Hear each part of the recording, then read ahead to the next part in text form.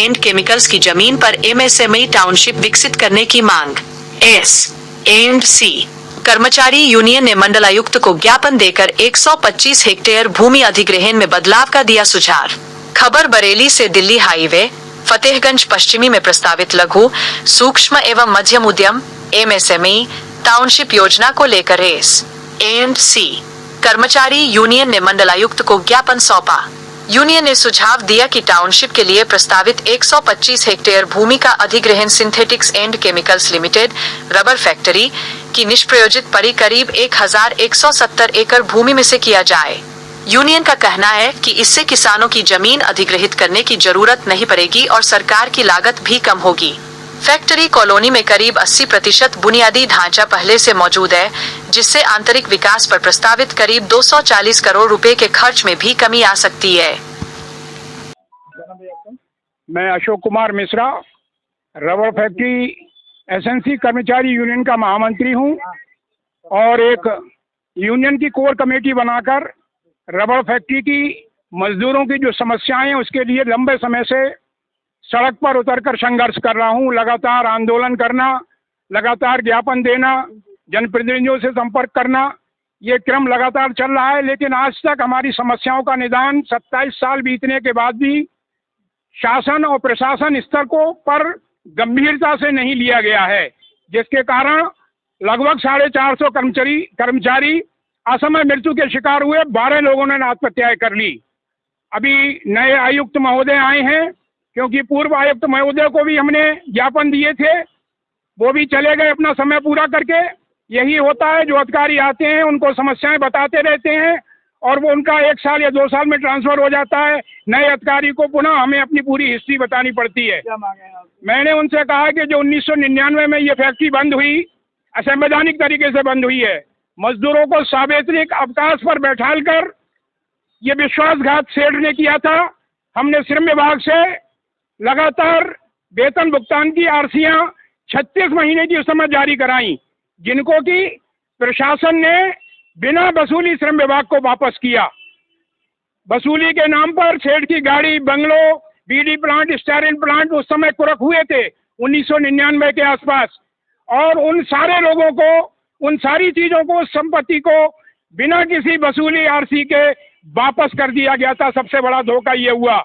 उसके बाद 12 जुलाई 2002 को वित्तीय संस्थाओं ने एक बॉम्बे हाई कोर्ट में केस लगाया। उसके आदेश पर यहाँ की चल और अचल संपत्ति को कुरक किया गया और उस कुरक करने के बाद ये पूरा मसला जो था बॉम्बे हाई कोर्ट में लंबित बना रहा। वहाँ पर एक 2007 में 4 जून 2007 को मीरगंज तहसील में एक रजिस्ट्री हुई थी, जिसमें assist reconstruction India limited company ने इसको खरीदा था। इसके एनपीए सारे खरीदे थे। 2017 तक उसके पास रहा और 2011 में इस कंपनी की जो वायबिलिटी थी, जो कीमती मशीनरी थी, अनुमानित 450 करोड़ की संपत्ति को इसी के कार्यकाल में वहां पर लगी दीपक सिक्योरिटी सर्विस के गार्डों के इन्वॉल्वमेंट से, कुछ असामाजिक तत्वों के इन्वॉल्वमेंट से इस संपत्ति को लूटा गया। आज 80 पंजर बचे हैं। संपत्ति की कोई भी चीज आज शेष नहीं है। मामला हाई कोर्ट में लंबित चल रहा है। जमीन का विवाद, सरकार चूंकि सेल डीड 1960 की दलील देती है कि सेल डीड के हिसाब से इंडस्ट्रियल गतिविधि बंद होने के बाद सरकार के पास ये 1170 एकड़ जमीन होनी चाहिए थी, जिस पर सरकार ने 18 साल बर्बाद किए और 2019 में जाकर कहीं बॉम्बे हाई कोर्ट में अपनी एप्लीकेशन दायर करी है। ये 18 साल जो बर्बाद करे सरकार ने, अगर इन 18 साल के बीच में कहीं समझौता पहलकारी करी होती तो हमारे 450 मजदूर जो मर गए, 12 लोगों ने आत्महत्या कर ली, उनको ये दुर्दिन नहीं देखने पड़ते। क्या मांगे आपकी? अब हमारी यही मांग है कि सरकार ये नेशनल हाईवे जो सड़क चौड़ीकरण में रबर फैक्ट्री की जमीन 9.37 हेक्टेयर जमीन गई है, जिसकी मुआवजा राशि एसएलओ और डीएम के खाते में मौजूद है, लगभग 15 से 20 करोड़ रुपया है। अभी भी नेशनल टाउनशिप योजना फतेहगंज में 125 हेक्टेयर में बन रही है। हमने उनसे कहा कि नेशनल हाईवे पर 1170 एकड़ जमीन, रेलवे किनारे पूरे हिंदुस्तान में कहीं नहीं है। इतनी उपयोगी जमीन का उपयोग सरकार करे, अपनी योजनाओं में करे, कल कारखाने लगाए। और ये जो बीडीए द्वारा जो वहां पर योजना हो रही है, ये पूरी की पूरी जमीन अधिकृत रबर फैक्ट्री की खाली पड़ी जमीन से की जाए। इससे एक फायदा ये होगा, उससे मिलने वाली मुआवजा राशि से हम जो 27 साल से पीड़ित हैं, हमारा भुगतान हो सकता है।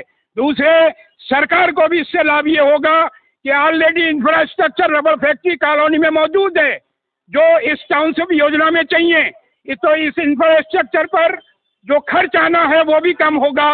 इन्हीं सब बातों का एक हमने प्रपोजल इनको दिया है कि अगर इन प्रपोजल में बहुत ज़्यादा देर होती है तो एक अंतरिम राहत के रूप में जो एसएलओ और डीएम के खाते में नेशनल हाईवे की ज़मीन का पैसा पड़ा हुआ है, उसे कम से कम 1-1 लाख रुपया मौजूदा परिस्थितियों में जिस तरीके से हम लोग जीवन यापन कर रहे हैं, बीमारी और भुखमरी में, उससे निजात पा सके।